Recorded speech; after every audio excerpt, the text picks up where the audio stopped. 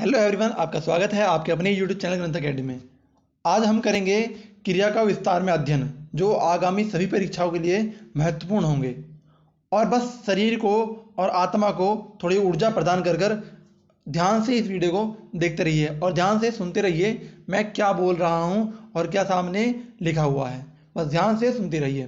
ठीक है, शुरू करते हैं। शुरू करने से पहले वीडियो को लाइक कर दीजिए, चैनल को सब्सक्राइब कर दीजिए और साथ ही बेल का आइकन भी दबा दीजिए, जिससे आपको रोज नोटिफिकेशन मिलती रहे।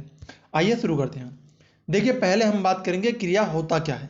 क्रिया होता क्या है, परिभाषा हम बाद में पढ़ लेंगे, पर पहले पता होना चाहिए क्रिया होता क्या है। तो क्रिया जो हमारी संस्कृत भाषा की एक शब्द है, संस्कृत भाषा का एक शब्द है, जिसका अर्थ होता है कि कोई कार्य होना या करना। ठीक, कोई कार्य होना या करना।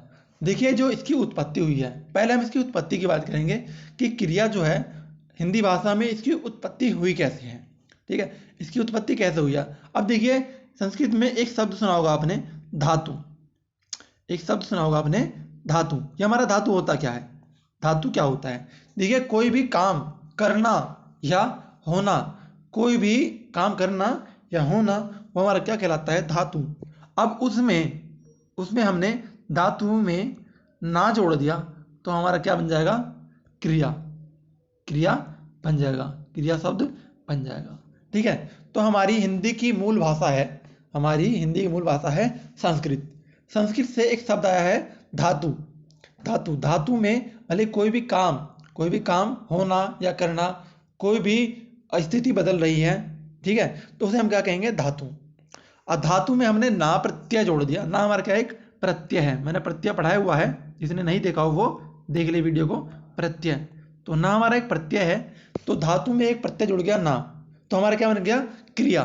ठीक, अब देखिए एक चीज और आगे बताऊंगा कि धातु में यहाँ तो सिर्फ ना जुड़ा है, और धातु में और भी प्रत्यय जुड़ेंगे तो क्या बनेगा और कौन सी क्रिया वाले शब्द बनेंगे, तो उसकी चर्चा भी हम आगे करेंगे। तो अभी क्या ध्यान रखना हमें, धातु में अगर हमने ना जोड़ दिया तो हमारा क्या बन जाएगा, क्रिया। ठीक है, तो हमारा क्रिया बन गया। अब क्रिया की उत्पत्ति तो हो गई कि भी सर क्रिया तो हमारे पास आ गया, लेकिन इसका काम क्या है ये क्रिया। ठीक है, ठीक है। अब देखिए इन शब्दों से अब देखिए, जैसे मैंने परिभाषा बताई है आपको, जो भी बताया अब तक, उससे ये चीज़ तो पता लग गया, कोई भी कार्य करने या होने का बोध हो तो उसे हम क्रिया कहते हैं। इसी तरह हमारी परिभाषा भी है कि कोई भी काम के करने या होने का बोध कराने वाला शब्द हमारा क्रिया कहलाएगा। ठीक है, कोई भी ऐसा शब्द जिसे देखकर पढ़कर हमें यह पता चल जाए कि कोई कार्य हुआ है, कोई कार्य हुआ है, तो वो हमारा क्या कहलाएगा, क्रिया कहलाएगा। ठीक है, इतनी सी बात हमें पता लगी क्रिया होता क्या है और इसकी उत्पत्ति कहाँ से हुई। तो इसकी उत्पत्ति जो है हमारी संस्कृत भाषा से हुई है। धातु में अगर हम ना जोड़ देते हैं तो हमारा क्या जाता है, क्रिया। देखिए, एक परिभाषा जो है आपने हर जगह पढ़ी होगी और बहुत जगह वो लिखा जाता है कि किसी वाक्य में ऐसे शब्द जो कि किसी काम के होने या करने का बोध कराते हैं, उन्हें हम क्रिया कहते हैं। मतलब किसी वाक्य में, लेकिन ऐसा जरूरी नहीं है कि वो वाक्य में ही हो। ठीक है, ये क्रिया जरूरी नहीं है कि वाक्य में ही हो। अगर ये सिर्फ एक अलग से रखा हुआ है, मान लो एक पढ़ना है, पढ़ना एक शब्द है, अब देखिए ये वाक्य में नहीं भी है ना, ये तब भी एक क्रिया है, क्रिया कहलाएगा, क्रिया शब्द कहलाएगा। अब जरूरी नहीं है कि वाक्य में उपस्थित हो। ठीक है, तो बिना वाक्य के भी ये शब्द जो है हमारा क्रिया कहलाएगा। ठीक है, अब देखिए आगे हम बात करेंगे इसके उदाहरण की। इसके उदाहरण की, जैसे वह खाना खाता है, वह खाना खाता है, सोहन आता है, मोहन शराब पीता है। अब इसमें मैं आपसे बात करूं कि क्रिया कौन सी हो रही है, क्या काम हो रहा है, क्या कार्य हो रहा है, इन तीनों वाक्यों में क्या काम हो रहा है और किसने किया। एक वह है, वह खाना खाता है, जो भी है उसने खाना खाया, तो क्रिया क्या हो इसमें, खाना खाया, तो खाना क्या हुआ हमारा, क्रिया। ठीक है, सोहन आता है, सोहन आया है, काम हुआ है ना एक, सोहन आया है, तो वो हमारा क्या हुआ, वो भी हमारा क्रिया हो गया। इसी तरह शराब पीता है, तो पीता हमारा क्या हो गया, वो भी हमारा क्रिया हो गया। ठीक है, ये तो हमने वाक्य में समझा। अगर सिर्फ अर्थ शब्द की बात करें, सिर्फ शब्द की बात करें, तो मैंने अभी बताया है कि धातु में अगर ना जोड़ दिया जाए तो हमारा कहा जाता है धातु ना, और धातु ना ये हमारा क्या कहलाता है, क्रिया। ये हमारा क्या कहलाता है, क्रिया। ठीक, इतनी सी बात आपको समझ में आई होगी कि धातु में ना जोड़ दिया जाए तो हमारा क्या बनेगा, धातु ना। और जो धातु ना होता है वही हमारा क्रिया कहलाता है। एक शब्द लेंगे हम, चल। चल हमारा क्या है, धातु। ना हमारा क्या है, एक प्रत्यय। चलना हमारा बन गया एक क्रिया। ठीक है, क्रिया हमारे क्या बन गया, चलना। ठीक है, ये हमें समझ में आ गया। एक चीज और समझ में आई हमें कि जब धातु में ना जुड़ा हो तो हमारा घर चलना हो गया, और चल चल धन ना हो गया हमारा चलना, तो हमारा क्या बन गया, क्रिया। एक और शब्द लेते हैं, पढ़ना और खाना और उड़ना। इन सभी में एक प्रत्यय जुड़ा है। देखिए, पढ़ना में पठ जुड़ा है, पठ धन ना। पठ में ना जुड़ा है तो हमारा क्या बन गया, पढ़ना। इसी तरह खाना, इसी तरह उड़ना। ठीक है, इतनी सी बात आप सभी को समझ में आई होगी, आशा करता हूँ। तो जिसे समझ में आ रही है वो लाइक करते रहिए। ठीक है, अब देखिए, हमने समझ लिया कि क्रिया क्या होता है, क्रिया की परिभाषा क्या होती है, क्रिया की उत्पत्ति कैसे हुई, ये सब समझ में आ गया। अब क्रिया कितने प्रकार के होते हैं, ये हमारे लिए बहुत ज़रूरी है कि क्रिया हमारे कितने प्रकार के होते हैं और किस आधार में बटे हुए हैं। तो देखिए, क्रिया जो है हमारी वो अलग अलग आधार पर बटे हुए हैं। ठीक है, एक तो हमारा है कर्म के आधार पर, एक है प्रयोग के आधार पर, एक है रचना के आधार पर। ठीक है, संरचना के आधार पर। ठीक है, तो पहले हम बात करेंगे कर्म के आधार पर। कर्म के आधार पर मतलब कि कार्य हो रहा है या नहीं हो रहा है, या फिर कार्य करने से किस पर प्रभाव पड़ रहा है। कार्य करने से किस पर प्रभाव पड़ रहा है, मतलब कर्ता पर या कर्म पर। तो हम बात करेंगे किसकी, अकर्मक की और सकर्मक की। कर्म जो हमारे दो प्रकार के हैं, अकर्मक, एक तो हमारा अकर्मक, दूसरा हमारा क्या, सकर्मक। तो कर्म के आधार पर दो प्रकार विभाजित है, सकर्मक और अकर्मक। तो देखिए, इसके हम सिर्फ शब्द की बात करें, इसके सिर्फ शब्द की बात करें, अगर हम इसके बात करें, इसमें क्या मिला हुआ है, अधन कर्मक, अधन कर्मक। ठीक है, जिसमें अ माने क्या होता है, अनुपस्थित। मैंने बताया था, पहले ही बता रखा है और बहुत बार बता रखा है कि जहां भी अ शब्द आ जाए, जहां भी अ शब्द आ जाए वो हमारे उसकी अनुपस्थिति को दर्शाता है, उसकी अनुपस्थिति को दर्शाता है। मतलब जहां भी कर्म उपस्थित नहीं होगा, मतलब कर्म अनुपस्थित होगा, वो हमारा क्या कहलाएगा, अकर्मक। ठीक है, और दूसरा क्या है, सकर्मक। जहां भी स मिल जाता है वो उसकी उपस्थिति को दिखाता है। मतलब कि जहां कर्म उपस्थित होगा, जहां कर्म उपस्थित होगा वो हमारा क्या कहलाएगा, सकर्मक। ठीक है, अब हमारे दिमाग में सवाल उठा कि सर ठीक है, कर्म उपस्थित है और अनुपस्थित है, अब बताइए सर कर्म होता क्या है। तो कर्म अभी मैं साधारण छोटी सी भाषा बताऊंगा, क्योंकि हमारा कर्म जो है हमारा कारक चैप्टर का भाग है, कारक में आपको पूरा कर्म समझा दिया जाएगा। ठीक है, तो पहले हम बात करेंगे कर्म की। ठीक है, कर्म हमारा क्या है, होता है कर्म, अगर हिंदी बात करें, ऑब्जेक्ट। ऑब्जेक्ट मतलब जिस पर कार्य किया जाता है, ऑब्जेक्ट हमारा क्या कहलाता है, कर्म। मतलब जिस पर कार्य किया जाता है। जैसे राम ने खाना खाया, किसको खाया, खाना को खाया। तो राम ने खाना खाया, तो खाना जो हमारा क्या हो गया, वो हमारा कर्म हो गया, और खाया जो हो गया हमारा क्रिया हो गई। ठीक है, इतनी बात समझ में आ गई आपको कि राम ने खाना खाया। उदाहरण दिखाता हूं आपको पहले वाला। देखिए, यहाँ जो हमारा खाता है ये तो हमारा क्रिया था, खाना जो है हमारा वो हमारा क्या कहलाएगा, कर्म, जो हमारा कहलाएगा कर्म। ठीक है, इतनी बात तो आपको समझ आ गई। जैसे इस तरह मोहन शराब पीता है, तो इसी तरह शराब जो है हमारा, हमारा क्या कहलाएगा, कर्म। ठीक है, और जो पीता है वो हमारा क्या कहलाएगा, क्रिया। ठीक है, इतनी सी बात आपको समझ में आई होगी कि कर्म क्या होता है और क्रिया क्या होती है। तो मतलब जहाँ कर्म उपस्थित होगा तो वो हमारा सकर्मक होगा, जहाँ अनुपस्थित होगा वहाँ अकर्मक होगा। आगे बढ़ते हैं, पूरे अकर्मक की पूरी जानकारी लेते हैं। तो देखिए, मैंने एक बताया कि राम सोता है, मैंने उदाहरण लिया, राम सोता है, राम सोता है। देखिए, राम जो है हमारा वो हमारा क्या है, एक कर्ता है। ठीक, राम कर्ता है, और सोता हमारा क्या है, क्रिया है। मैंने बताया है, खाना पीना नहाना ये सब जो हमारा क्या है, क्रिया है। तो हमारे इसमें इस वाक्य में कर्ता भी है, क्रिया भी है, लेकिन कर्म नहीं है। ठीक है, कर्म नहीं है। जब कर्म नहीं है, जहाँ कर्म की अनुपस्थिति होगी तो हमारा क्या कहलाएगा, अकर्मक। ठीक, जहाँ कर्म अनुपस्थित होगा वहाँ क्या होगा, अकर्मक। एक और है, बाबू पढ़ रहा है। ये वही बाबू है जो आप सबका होगा, बाबू सोना, ये वही वाला बाबू है। बाबू पढ़ रहा है, बाबू ऐसे पढ़ता तो नहीं है, बाबू हमेशा थाना थाता है तो बाबू पढ़ रहा है, ठीक। तो यहाँ देखिए बाबू हमारा क्या है, करता है, करता। पढ़ रहा है वो भी हमारा क्या है, एक क्रिया है। पढ़ना एक क्रिया है ना, तो पढ़ रहा है तो क्या हमारा वो क्रिया है, लेकिन यहाँ कर्म नहीं है, यहाँ भी कर्म अनुपस्थित है। और जो जब कर्म अनुपस्थित होगा तो हमारा क्या कहलाएगा, अकर्मक, ठीक। अब देखिए कुछ शब्द और हैं जो हमारे क्या कहलाते हैं, अकर्मक शब्द कहलाते हैं, जो हमारे अकर्मक शब्द है। तो हमारा पहला क्या है, चलना। चलना जो है हमारा अकर्मक है, क्यों, क्योंकि इसके इस्तेमाल के लिए, इसके यूज़ के लिए, इसके प्रयोग के लिए हमें किसी कर्म की आवश्यकता नहीं पड़ती। जैसे राम चलता है, राम चलता है, ठीक है, राम चलता है, ठीक है। और भी उदाहरण लीजिए, राम सोता है, ठीक है, राम उठता है, ठीक है, पक्षी उड़ते हैं, ठीक है, ठीक है, नेहा रोती है, श्याम नहाता है, मन्नू हंसती है, ठीक। इस तरह से यह के उदाहरण हो गए, ठीक है। इसमें कहीं कर्म की आवश्यकता नहीं पड़ी है, ठीक है। अगली बात करेंगे जो हमारा सकर्मक।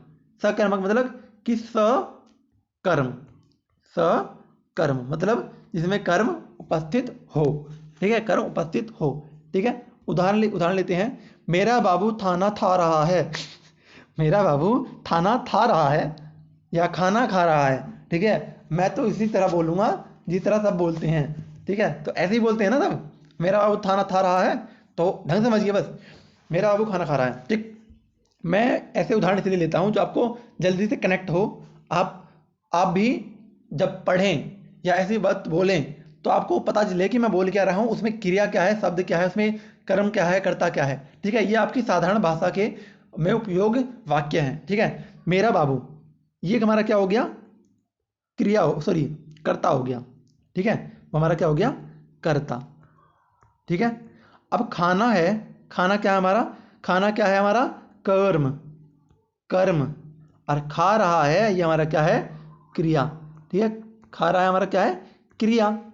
अब देखिए कर्म जो हमारा क्या है, खाना, खाना क्या है हमारा, कर्म। मैंने बताया ना कि खाना, शराब, और क्या हमारा, खेलना, सॉरी खेलना नहीं, खेल, खेलना में खेल, ठीक है। इसी तरह बहुत सारे शब्द हैं जो हमारे कर्म होंगे, ठीक है। जैसे किताब पढ़ रहा है, कोई किताब पढ़ रहा है तो हमारा क्या कहलाएगा, किताब हमारा क्या होगा, कर्म। इसी तरह यहाँ जो हमारा क्या है, खाना कर्म है। तो देखिए यहाँ कर्म हमारे क्या है, उपस्थित है, और जब कर्म उपस्थित है तो क्या कहलाएगा, सकर्मक, ठीक। एक और उदाहरण लिया, मेरे बाबू ने मुझे डांटा। अब देखिए तोतला बोलोगे, मेरे बाबू ने थाना थाया, तो भैया बाबू तो डांटेगा ही।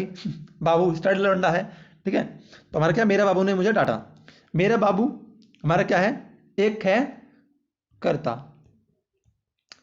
ने मुझे, मुझे चाटा मारा, सॉरी डांटा नहीं, चाटा मारा। अब देखिए चाटा मारा, चाटा मारा, इसमें मारा क्या है हमारा, मारा हमारा क्या है, क्रिया, मारा क्या है, क्रिया। और जो हमारा है इसमें चाटा, मुझे चाटा मारा, चाटा क्या है, मुझे चाटा मारा। तो देखिए इसमें दो हैं हमारे कर्म, मुझे भी है और चाटा भी है, दोनों हमारा क्या है, कर्म है, ठीक है।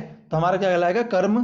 तो जहाँ कर्म उपस्थित होगा क्या कहलाएगा, सकर्मक, ठीक। समझ में आ गया ना, जहाँ कर्म उपस्थित होगा सकर्मक, जहाँ उपस्थित नहीं होगा अकर्मक, ठीक है। ये इतनी सी बात आपको समझ में आ गई होगी। कुछ शब्द लेते हैं, जैसे लिखना, पढ़ना, खाना, पीना, देखना। इसे उदाहरण में वाक्य बना सकते हैं हम, जैसे जैसे राम पत्र लिखता है, ठीक है, ठीक है। राम किताब पढ़ता है, राम खाना खाता है, ठीक है, ठीक है। श्याम दारू पीता है, श्याम शराब पीता है। मैंने टीवी देखा, ठीक है। ये हमारा क्या हो गया, सकर्मक। सब में हमारा क्या उपस्थित था, कर्म। तो जहाँ कर्म उपस्थित होगा हमारा सकर्मक कहलाएगा, ठीक है। एक मैं छोटा सा तरीका बताता हूँ या ट्रिक समझ लीजिए इसे, क्या, जहाँ भी जिस वाक्य में ये पता चले कि क्या कर रहा है, जब जिस वाक्य में क्या का उत्तर मिले, जिस वाक्य में क्या का उत्तर मिले वो हमारा सकर्मक होगा। जैसे मुझे, चलो मेरे बाबू ने खाना खाया, और खाना मैं हटा दूं, खाना मैं हटा दूं, अच्छी जगह लिख दूं क्या, मेरे बाबू ने क्या खाया, या मेरा बाबू क्या खा रहा है। तो ये हमारा वाक्य एकदम शुद्ध होगा, मेरा बाबू क्या खा रहा है, बस यहाँ प्रश्नवाचक बन गया। ठीक है, तो हमारा वो क्या बन जाएगा, हमारा प्रश्नवाचक बन जाएगा और एकदम सही बन जाएगा। मतलब कि हाँ क्या का उत्तर मिल रहा है, मेरे बाबू ने क्या खाया, तो खाना खाया। तो जहाँ क्या का उत्तर मिल गया, क्या बन जाएगा हमारा सकर्मक। ठीक है, अब देखिए क्या का उत्तर मिल गया ना हमें, खाना खाया, क्या खाया, खाना खाया। तो जहाँ क्या का मतलब उत्तर मिल जाए वो हमारा क्या कहलाएगा, सकर्मक। ठीक है, आगे बढ़ते हैं। अब मैं 5 वाक्य लाया हूँ। पक्षी आकाश में उड़ रहे हैं, पेड़ से फल गिरता है, मोहन चलता है, मोहन अखबार पढ़ता है, मोहन तेज चलता है। अब इसमें बताना आपको कौन सा अकर्मक है और कौन सा सकर्मक है, आपको बताना है ये। तो बताइए, पोज कर लीजिए, आराम से सोचिए और बताइए सबके उत्तर क्या क्या है। ठीक, तो पहला हमारा क्या है, पक्षी आकाश में उड़ रहे हैं। ठीक है, तो हमारा पहला जो हमारा क्या है, अकर्मक होगा। अकर्मक क्यों होगा, क्योंकि यहाँ भी है क्या का उत्तर नहीं मिल रहा है। अगर मैं इस वाक्य में लिख दूं कि पक्षी आकाश में उड़ रहे हैं, अब आकाश में जब मैं क्या लिख दूं, पक्षी क्या में उड़ रहे हैं, तो गलत बन जाएगा। तो सीधा सीधा जो उड़ना है हमारा वो क्या है, अकर्मक क्रिया। पक्षी आकाश में उड़ रहे हैं, पक्षी उड़ रहे हैं तो भी पूरा कंप्लीट है, पक्षी उड़ रहे हैं तो भी ठीक है, पक्षी आकाश में उड़ रहे हैं तो भी ठीक है। ठीक है, तो हमारा क्या बन जाएगा, ये अकर्मक। इसी तरह पेड़ से फल गिरता है, अब इसे बताना क्या है कि सकर्मक है या अकर्मक है। देखिए, पेड़ से गिरता है, अगर मैं फल हटा दूं, पेड़ से गिरता है, तो आपके दिमाग में तुरंत सवाल उठेगा क्या गिरता है, पेड़ से गिरता है, क्या गिरता है, तो फल गिरता है। मतलब क्या का जो उत्तर है हमारा क्या बन जाएगा, क्या का उत्तर बन जाएगा फल। तो हमारा क्या बन जाएगा, सकर्मक। ठीक, इसी तरह मोहन चलता है, मोहन चलता है, इसमें कर्म नहीं है, अनुपस्थित है और कोई अधूरा भी नहीं है, मोहन चलता है, तो बस जो चलता है तो चलता है, तो ये हमारा क्या बन जाएगा, अकर्मक। ठीक है, इसी तरह एक और है, मोहन अखबार पढ़ता है। अगर मैं अखबार हटा दूं, मोहन पढ़ता है, तो एक क्वेश्चन सवाल आएगा क्या पढ़ता है, पुस्तक पढ़ता है, अखबार पढ़ता है, लव लेटर पढ़ता है, या लोगों का चेहरा पढ़ता है, तो कुछ ना कुछ तो पढ़ता होगा ना। तो मोहन अखबार पढ़ता है, तो यहाँ भी हमारा क्या क्या उत्तर मिल गया, हमारा क्या बन जाएगा, वो भी हमारा सकर्मक। ठीक, इसी तरह मोहन तेज चलता है या मोहन चलता है तो भी हमारा ठीक है, मोहन चलता है तो भी ठीक है, तो यहाँ भी क्या है हमारा अकर्मक। ठीक है, तो समझ आ गया, पहला अकर्मक है, दूसरा सकर्मक है, तीसरा अकर्मक है, चौथा सकर्मक है, मोहन तेज चलता है, ये हमारा अकर्मक है। ठीक है, इतनी सी बात आपको समझ में आ गई होगी कि सकर्मक क्या है और अकर्मक क्या है। देखिए, अब सकर्मक के हम प्रकार की बात करेंगे कि सकर्मक कितने प्रकार के होते हैं। सकर्मक हमारे 2 प्रकार के होते हैं, एक तो होता है हमारा एक कर्मक, दूसरा होता है हमारा बहुकर्मक, ऐसे 2 कर्मक भी कह सकते हैं। 2 कर्मक मतलब जिसमें 2 या 2 से अधिक कर्म उपस्थित हो। ठीक है, जिसमें 2 या 2 से अधिक कर्म उपस्थित हो, हमारा 2 कर्मक कहलाएगा। एक कर्म हमारा क्या है, जिसमें सिर्फ एक कर्म उपस्थित होगा, जिसमें सिर्फ एक कर्म उपस्थित होगा वो हमारा एक कर्मक कहलाएगा। जिसमें 2 कर्मक या 2 से अधिक कर्म, जिसमें 2 से अधिक कर्म उपस्थित होंगे हमारा क्या कहलाएगा, बहुकर्मक। उदाहरण लेते हैं, अध्यापक ने छात्रों को पढ़ाया, छात्रों को पढ़ाया, तो बताइए अध्यापक क्या हमारा, कर्ता, पढ़ाया क्या मेरा, क्या हमारा क्रिया, छात्र क्या हमारा कर्म। तो इसमें जो कर्म जो है, कितने कर्म है इसमें, सिर्फ एक कर्म है, छात्र। ठीक है, ये हमारा क्या है, क्रिया। ठीक है, ये हमारा क्या है, कर्ता। ठीक है, अध्यापक कर्ता है, पढ़ाया क्रिया है, छात्र हमारे क्या है, कर्म है। ठीक है, एक ही कर्म है तो हमारा एक कर्मक। अगला, अध्यापक ने छात्रों को हिंदी पढ़ाया। ठीक है, अध्यापक कर्ता, पढ़ाया क्रिया, छात्रों को, ये भी हमारा कर्म है। ठीक है, कर्म, और हिंदी ये भी हमारा क्या है, कर्म। तो हमारा क्या हो जाएगा, ये हिंदी और छात्र हमारा क्या जाएगा, कर्म। तो एक कर्म और 2 कर्म, जब 2 कर्म होंगे तो बहुकर्मक या द्विकर्मक। ठीक है, इतनी सी बात आपको समझ में आ गई होगी, तो आशा करता हूँ सबको समझ में आया होगा। तो ये आसान है कि जिसमें एक कर्म हो वो एक कर्मक, जहाँ पे ज़्यादा हो तो बहुकर्मक। पर इतनी सी बात है ये, तो आशा करता हूँ सबको समझ में आया होगा कि हमारा अकर्मक क्या है, सकर्मक क्या है, एक कर्मक क्या है और बहुकर्मक क्या है। आपको मैंने पूरा विस्तार में बता दिया है। बहुत लोगों ने अभी तक एक कर्मक या बहुकर्मक नहीं पढ़ा होगा, और जिसने पढ़ा भी होगा पता नहीं ढंग से पढ़ा होगा या नहीं पढ़ा होगा, और जिसने सही से पढ़ा है तो कॉन्ग्रेचुलेशन, आपने बहुत अच्छा पढ़ा है, तो उसके लिए थैंक यू एंड धन्यवाद। और कल हम पढ़ाएंगे, या नेक्स्ट वीडियो हमारी जो होगी वो हमारा कर्म के आधार पर हो गया है, नेक्स्ट है हमारा प्रयोग व संरचना के आधार पर। अगला जो वीडियो बनेगा या अगली वीडियो जो है हमारी प्रयोग संरचना के आधार पर है, तो उसे भी ध्यान से देखना और ध्यान से सुनना क्या है और कितने प्रकार के हैं। ठीक है, तो वीडियो को देखने के लिए धन्यवाद और लाइक करने के लिए धन्यवाद। जिसने लाइक और कमेंट नहीं किया है वो कर दीजिए और साथ ही सब्सक्राइब भी कर दीजिए, जिसके और साथ ही बेल का आइकन भी दबा दीजिए, जिससे आपको रोज सेक्शन में कमेंट सेक्शन में नोटिफिकेशन मिलती रहे। ठीक है, सॉरी थोड़ा मैं इधर उधर निकल जाता हूँ तो नोटिफिकेशन मिलती रहे, इसलिए आपको बेल का आइकन भी दबा दीजिए और बस ध्यान से पढ़िए और ध्यान से वीडियो को देखिए। बस धन्यवाद।